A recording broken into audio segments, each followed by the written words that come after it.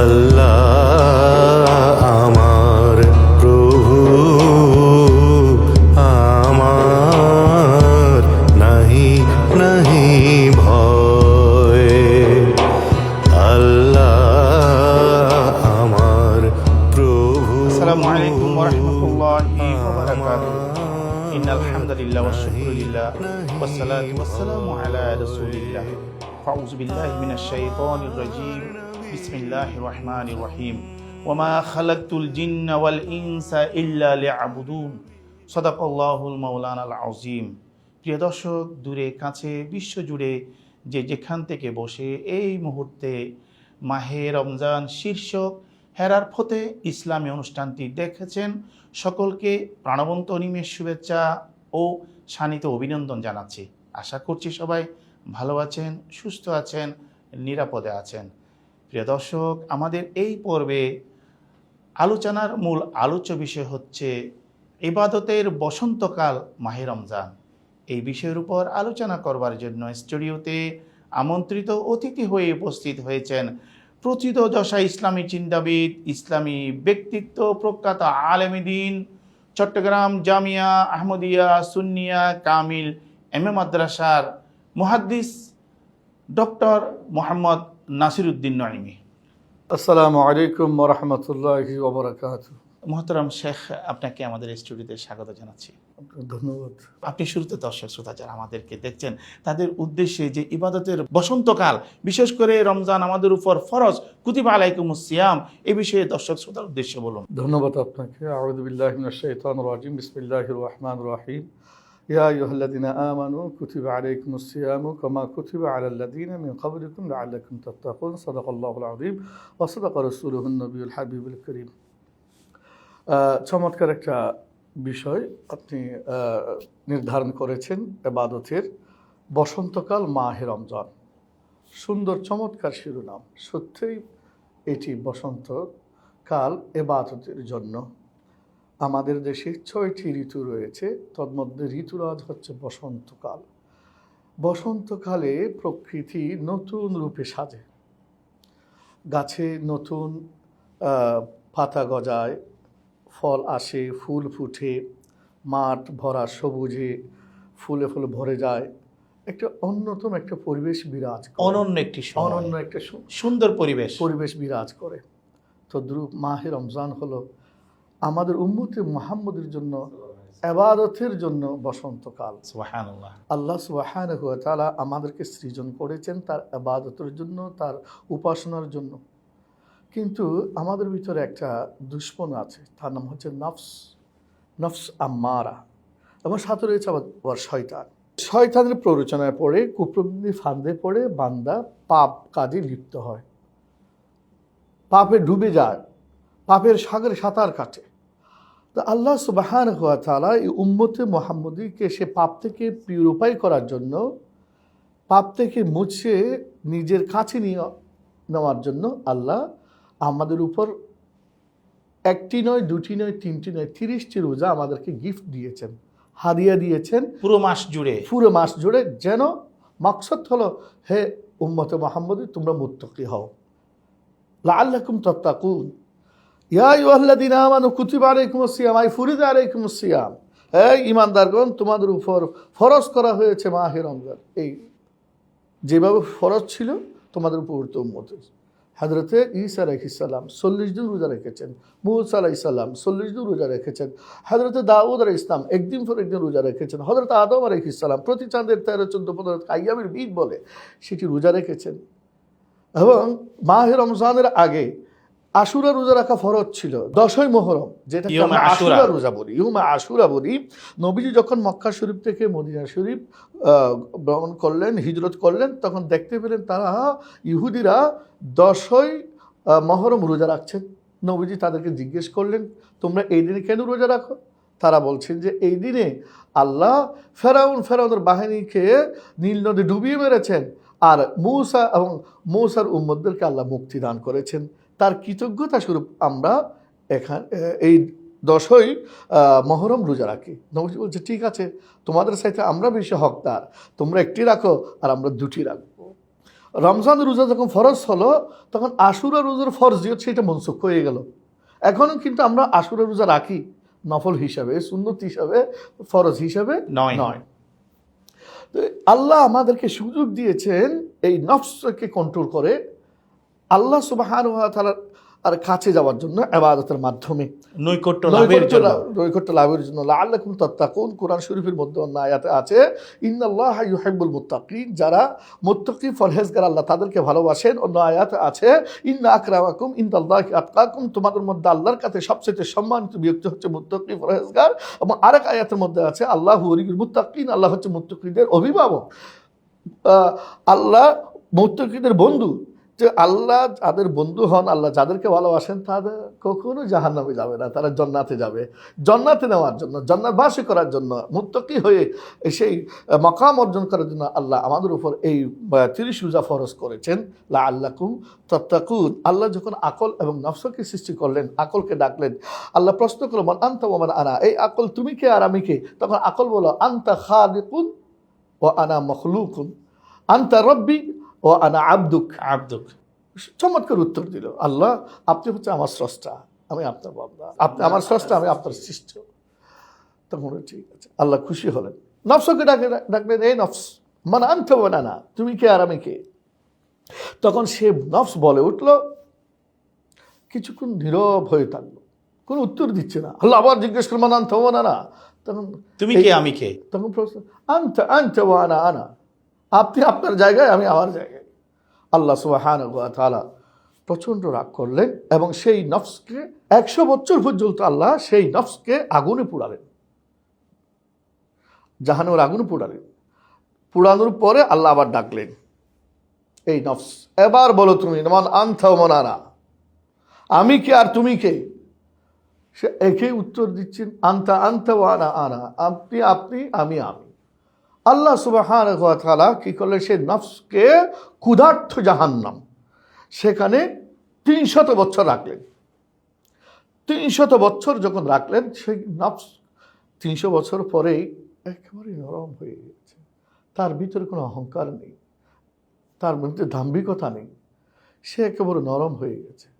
আল্লাহ প্রশ্ন করলেন এবার বলো মান আনতা ওয়া আনা, তখন আসল কথায় ফিরে আসলো আনতা খালিকুন ওয়া আনা মখলুকুন, আপনি হচ্ছেন স্রষ্টা, আমি হলাম সৃষ্ট। আপনি খালেক, আমি মখলুক। আপনি আল্লাহ, আমি আব্দ, আমি বান্দা। তখন ফিরে আসলেন।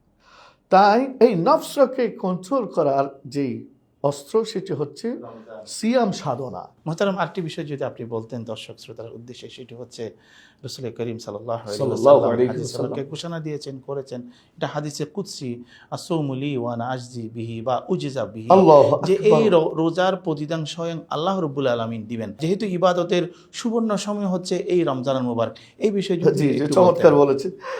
কোরআন শরীফ পড়লে নির্দিষ্ট সওয়াব আছে, হজ করলে নির্দিষ্ট সওয়াব আছে, রোজা রাখলে নির্দিষ্ট সওয়াব আছে, সদকা যাকাত করলে নির্দিষ্ট সওয়াব আছে, সেগুলো প্রদানের জন্য নির্ধারিত ফেরেশতাও রয়েছেন। কিন্তু রোজার পুরস্কার দেওয়ার জন্য আল্লাহ কোনো নির্ধারিত ফেরেশতা রাখেন নাই। আল্লাহ সুবহানাহু হাদিসে কুদসি যেমনটা আপনি বলেছেন, কোট করেছেন, আসৌমু লি ওয়া আনা আজিজি বিহি ওয়া ফি রাওয়ায়াতিন আনা উজজা বিহি, এই রোজা একমাত্র আমাকে কেন্দ্র করে, আমার সন্তুষ্ট অর্জন করে রাখা হয়, বিদায় এই রোজার প্রতিদান আমি নিজের কুদরতি হাতে প্রদান করব। এক অনুবাদ। আরেকটা হলো রোজা আমার জন্য, আমি রোজাদারের জন্য। রোজাদার আমার, আমি রোজাদারের। মল্লাহুল মৌলা ফলাহুল কুল, অর্থাৎ আমি খুদা ওই বান্দার জন্য সন্তুষ্ট হয়ে যায়। আমি আল্লাহ তার উপর সন্তুষ্ট হই, সে যা চায় তা আমি প্রদান করি, তাকে আমি জান্নাত প্রদান করি। এবং হাদিসের মধ্যে রয়েছে বেহেশতের মধ্যে একটি দরজা রয়েছে, সেই দরজা দিয়ে একমাত্র রোজাদারগণ প্রবেশ করবেন, সেটার নাম হচ্ছে আর রায়্যান। এবং তারা যেই এই দরজা দিয়ে প্রবেশ করবে তাদের কোনো দিন তৃষ্ণা লাগবে না, তারা এখানে সুন্দরভাবে তারা অবস্থান করবেন রোজাদারগণ। চমৎকার আলোচনা রেখেছেন। আমরা আরও বিস্তারিত আপনার কাছ থেকে শুনবো। একটা বিজ্ঞাপন বিরতিতে যাব। প্রিয় দর্শক, সময় হয়েছে বিজ্ঞাপন বিরতিতে যাওয়া। ততক্ষণ আপনাদের প্রিয় ইসলামী অনুষ্ঠানটির সাথেই থাকুন। لبيك اللهم لبيك لبيك لا شريك لك لبيك إن الحمد। দুই প্রমাণ গ্রুপের পক্ষ থেকে আপনাদেরকে আন্তরিক শুভেচ্ছা ও অভিনন্দন জানাচ্ছি। আমাদের এই দুই প্রমাণ গ্রুপে যাত্রা শুরু হয় 2012 সাল থেকে। হজ, উমরা, টিকিট, ভিসা সকল সার্ভিসগুলো আমরা এই একই ছাতার নিচে দিচ্ছি। আপনাদের এই সেবাগুলো গ্রহণ করার জন্য আমাদের পরিবার, এই দুই প্রমাণ পরিবারের সাথে আপনারা আস্থা রাখতে পারবেন, সেই প্রত্যাশা আপনাদের প্রতি রাখছি। আসসালামু আলাইকুম রহমতুল্লাহ। لبيك اللهم لبيك لبيك اللهم لبيك لبيك لا شريك لك لبيك إن الحمد। দুই প্রমাণ গ্রুপের পক্ষ থেকে আপনাদেরকে আন্তরিক শুভেচ্ছা ও অভিনন্দন জানাচ্ছি। আমাদের এই দুই প্রমাণ গ্রুপে যাত্রা শুরু হয় 2012 সাল থেকে। হজ, উমরা, টিকিট, ভিসা সকল সার্ভিসগুলো আমরা এই একই ছাতার নিচে দিচ্ছি। আপনাদের এই সেবাগুলো গ্রহণ করার জন্য আমাদের পরিবার, এই দুই প্রমাণ পরিবারের সাথে আপনারা আস্থা রাখতে পারবেন, সেই প্রত্যাশা আপনাদের প্রতি রাখছি। আসসালামু আলাইকুম রহমতুল্লাহ। لبيك اللهم لبيك। বিজ্ঞাপন বিরতির পর আবারও ফিরে আসলাম আপনাদের প্রিয় ইসলামী অনুষ্ঠান হেরার পথে। মোহতারাম, যেটি আপনি বলছিলেন যে রোজার প্রতিদান আল্লাহ রাব্বুল আলামিন নিজেই দিবেন, এবং যে জান্নাতের যে স্পেশাল একটি দরজা আছে আর রাইয়ান, যেটা দিয়ে সকল রোজাদাররা সেখানে প্রবেশ করবেন, অসাধারণ, অনন্য। সাথে সাথে আরেকটি বিষয় যদি আপনি দর্শক শ্রোতার উদ্দেশ্যে বলতেন, সেটি হচ্ছে রমজানুল মুবারক মাস এমন একটি মাস, এখানে সিয়াম, সাধনা, ইফতার, সাহারি, তারাবি, কিয়ামুল লাইল, তাহাজ্জুদ, এই বিষয়ে একটু বলুন। জি, হাদিস শরীফের মধ্যে রয়েছে কোরআন এবং রোজা আল্লাহর দরবারে সুপারিশ করবেন। রোজা বলবেন আল্লাহ, এই রোজাদার সারাদিন উপাস থেকেছে, তৃষ্ণার্ত, ক্ষুধার্ত, সে চাইলে আবদ্ধ ঘরের মধ্যে ঢুকে পান করতে পারত, খাবার গ্রহণ করতে, কিন্তু তুমি খোদাকে ভয় করে এই তৃষ্ণা নিয়ে সে দিন অতিবাহিত করেছে, পানি পান করে নাই। ক্ষুধা ছিল, খাবার ছিল সামনে, খাবার গ্রহণ করে নাই, একমাত্র তুমি খোদাকে ভয় করে। আমি তাকে রাত্রে দিনের বেলা খেতে দিইনি, রাতের বেলা ঘুমাতে দিইনি, সে রাতের বেলায় কিয়ামুল লাইল করেছে, সে তারাবি নামাজ পড়েছে, তাহাজ্জুদ নামাজ পড়েছে, সালাতুত তাসবিহ নামাজ পড়েছে, সালাতুল আওয়াবিন পড়েছে মাওলা, এবং সারা রাত জেগে কোরআন তেলাওয়াত করেছে। কোরআন বলবে, এইভাবে সুপারিশ করবে এবং সুপারিশ করে জান্নাতে নিয়ে যাবে। এই মাস হচ্ছে কোরআন নাজিল হয়েছে এই মাসে, শাহরু রমাদান আল্লাযী উনজিলা ফীহিল কোরআন। এই কোরআন এই মাসে নাজিল হয়েছে। এদের মুসলিম হিসাবে, রোজাদার হিসাবে আমাদের আপনাদের প্রত্যেকের উচিত এই মাহে রমজানে বেশি বেশি কোরআন তেলাওয়াত করা, সকাল সন্ধ্যা রাত দিন কোরআন তেলাওয়াত করা। কারণ একটি হরফ পড়লে তো সাধারণত 10টি করে সওয়াব হয়। মান কারাআ হারফান মিন কিতাবিল্লাহ ফালাহুল হাসানা বিআশরি আমসালিহা। যে কোরআনের একটি হরফ আদায় করবে, আল্লাহ পাক রব্বুল আলামিন প্রতি হরফের বদলে 10টি করে নেকি দিবেন। তো 10টি করে নেকি, এটা রমজান মাস ছাড়া, কিন্তু রমজান মাসে আরো অনেক বেশি, 700 গুণ পর্যন্ত বাড়িয়ে দিবেন। আবার বলেছেন আল্লাহ আল্লাহু ইউদাইফু লিমান ইয়াশা, লিমান ইয়াশা, আল্লাহ যাকে তাকে বেশি বেশি করে দেন। এই মাহে রমজানে অন্তত একটি কুরআন খতম আমরা দিতে পারি। একটি যদি কুরআন খতম দিই, তাহলে আমরা 700টি কুরআন খতমের সওয়াব পাবো। যদি সেটা বাইতুল্লাহ দেওয়া হয়, তাই 1 লক্ষ কোরআন খতমের সওয়াব পাবো। যদি সেইটি যদি মদিনা শরীফ দেওয়া হয়, 50,000 কোরআন খতমের সওয়াব পাবো। তা আপনার মাধ্যমে দর্শক পরামর্শ দিব, এই মাহে রমজানকে কেন্দ্র করে যে যারা বাইতুল্লাহ তওয়াফ করতে যাবে, অর্থাৎ উমরা করতে যাবে, তারা যেন সেখানে বসে বসে কোরআন তেলাওয়াত করে এ অধিক সওয়াব অর্জন করতে পারে। কারণ কাল রাসূলুল্লাহি সাল্লাল্লাহু আলাইহি ওয়াসাল্লাম আশরাফু উম্মতি হামলাতুল কোরআন, আমার উম্মতের মধ্যে তারাই হচ্ছে সম্মানিত যারা কোরআন স্টাডি করে, কোরআন পড়ে। হাদিস শরীফের মধ্যে বলেছেন আল মাহির বিল কোরআন মা সাফরাতিল কিরামিল বারারা, অর্থাৎ যারা কোরআন স্টাডি করে, কোরআন পড়ে এবং কোরআন পড়ায়, তারা নেককার ফেরেশতাদের সাথে উঠা বসা করে। তো এই জন্য আমাদের উচিত প্রতিদিন কোরআন তেলাওয়াত করা। আমাদের ইমাম আজম আবু হানিফ রহমতুল্লাহি আলাইহি, তিনি কিন্তু মাহে রমজানে 61টি কোরআন খতম দিতেন। দিনের বেলায় 1 খতম, রাতের বেলায় 1 খতম, তাহলে 60 খতম। আর তারাবি নামাজের মাধ্যমে 1 খতম, টোটাল 61টি গুনাহ খতম দিতেন। হযরত ইমাম আহমদ হাম্বল তিনি দিনের বেলায় 15 পারা, রাতের বেলায় 15 পারা পাঠ করতেন।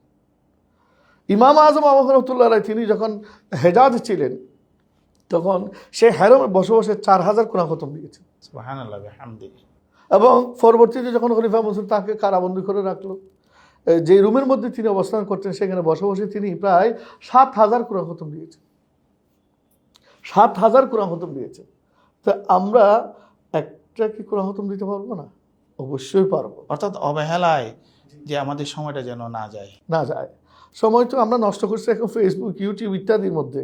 না, এই সুযোগ আর আসবে না। অথচ রাসূল করিম সাল্লাল্লাহু আলাইহি ওয়াসাল্লাম হাদিসে পাকে ঘোষণা করেছেন, মান কামা রমাদানান ঈমানান ওয়া ইহতিসাবা গুফিরা লাহু মা তাকাদ্দামা মিন যামবিহি। যেই রমজান শরীফে রজনীতে রাত্রিতে সওয়াবের আশায়, সওয়াব লাভের আশায় যে সারা রাত বিনিদ্র অবস্থায় ইবাদত বন্দেগী কিয়ামুল লাইলে নিয়োজিত থাকবে, তাদের অতীতের সমস্ত গুনাহ আল্লাহ কি করে দিবেন? মাফ করে দিবেন। সুবহানাল্লাহ বিহামদিহি। এই বিষয়ে একটু আপনি বলুন। রাত্রিবেলা দেখুন, আমরা অন্যান্য মাসসমূহের মধ্যে যারা অভ্যস্ত, যারা আল্লাহওয়ালা, যারা আবেদ, যারা সালে, যারা মুত্তাকি, যারা আলেম উলামা, তারা হয় তাহাজ্জুদ নামাজ আদায় করেন। কিন্তু সাধারণ একেবারে নারী পুরুষ সবাই এভাবে মাহে রমজান মতো উঠে না। তো মাহে রমজানে যখন সেহরি গ্রহণ করার জন্য সবাই জাগ্রত হয়, সেই সেহরিকে সামনে রেখে সেহরি গ্রহণ করার পূর্বে মুহূর্তে আমরা কমপক্ষে 4 রাকাত, 2 রাকাত, 4 রাকাত, 6 রাকাত, 8 রাকাত, বেশির কোনো সীমা নেই। আমার নবীজি কিন্তু 8 রাকাত পড়তেনই। 8 রাকাত তাহাজ্জুদের নামাজ, 3 রাকাত বিতরের নামাজ, টোটাল 11 রাকাত রমজান মাসে বাদ দিতেন না। তাহাজ্জুদ তো নবীজি পড়েছি, নবীজি তো সারা বছরে তাহাজ্জুদ পড়তেন। তো তাই আমাদের উচিত এই সেহরি গ্রহণ করার পূর্বে এই তাহাজ্জুদ নামাজ আদায় করা। সাথে সাথে আপনার মাধ্যমে আমি দর্শক শ্রোতাকে বলবো, এই মাহে রমজান ইবাদতের মাস, খাবার দাবারের কোনো ঝামেলা নেই। সেই মুহূর্তে আমরা সালাতুত তাসবিহটা যেন আদায় করি। সুবহানাল্লাহ বিহামদিহি। নবীজির চাচা হযরত আব্বাস রাদিয়াল্লাহু তাআলাকে ডাকলেন, বললেন, চাচা আমি কি আপনাকে এমন একটা আমলের কথা বলবো না, যে আমলটি করলে আল্লাহ পাক রব্বুল আলামিন আপনার অতীতের গুনাহ মাফ করে দিবেন, সামনের গুনাহ মাফ করে দিবেন, ছোট বড় সমস্ত গুনাহ মাফ করে দিবেন, জানা অজানা সমস্ত গুনাহ, ইভেন কবর আযাব পর্যন্ত মাফ করে দিবেন। সুবহানাল্লাহ বিহামদিহি। সেটি হচ্ছে 4 রাকাত বিশিষ্ট সালাতুত তাসবিহ নামাজ। আপনি পারলে দৈনিক একবার, না পারলে সপ্তাহে একবার, না পারলে মাসে একবার, না পারলে বছরে একবার, না পারলে জীবনে একবার হলেও এই সালাতুত তাসবিহ আদায় করা উচিত। এবং মাগরিব পরে 2 রাকাত করে 6 রাকাত সালাতুল আওয়াবিন, এইগুলো আমাদের নফল ইবাদত। ইয়াতাকাররাবুল আবদু ইলাইহি বিন নওয়াফিল, বান্দা নফল ইবাদতের মাধ্যমে আমার নৈকট্য অর্জন করে। এই মাহে রমজান তো ফরজ, 70 গুণ পর্যন্ত সওয়াব আছে। এই নফল ইবাদত এটা ফরজের সমানে মাহে রমজান। আর আরেকটা কথা হচ্ছে, কিয়ামতের ময়দানে যখন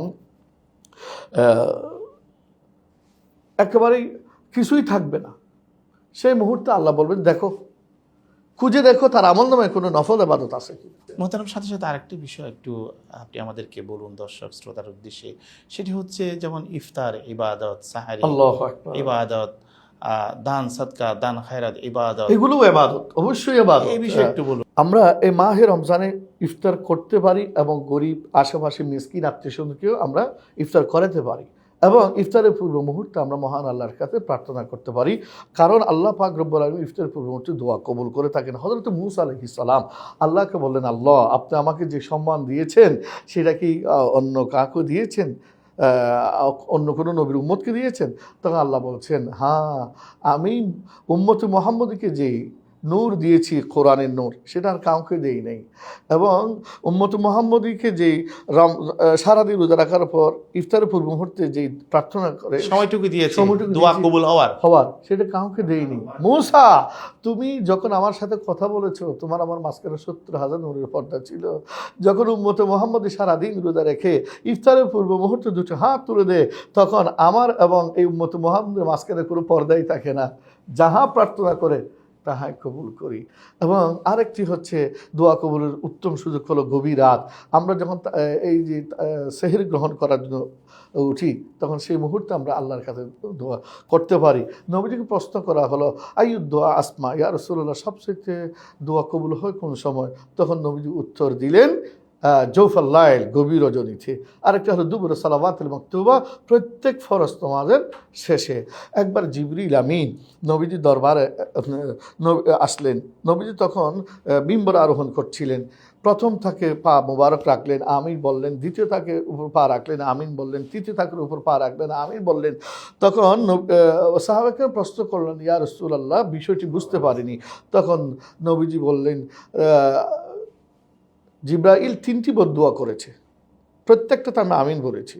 নাম্বার 1 হলো যে রমজান মাস পেয়ে, সেখানে 3টির মধ্যে একটি হলো যে মাহে রমজান পেল অথচ নিজের গুনাহ মাফ করতে পারে নাই, সেই ধ্বংস হোক।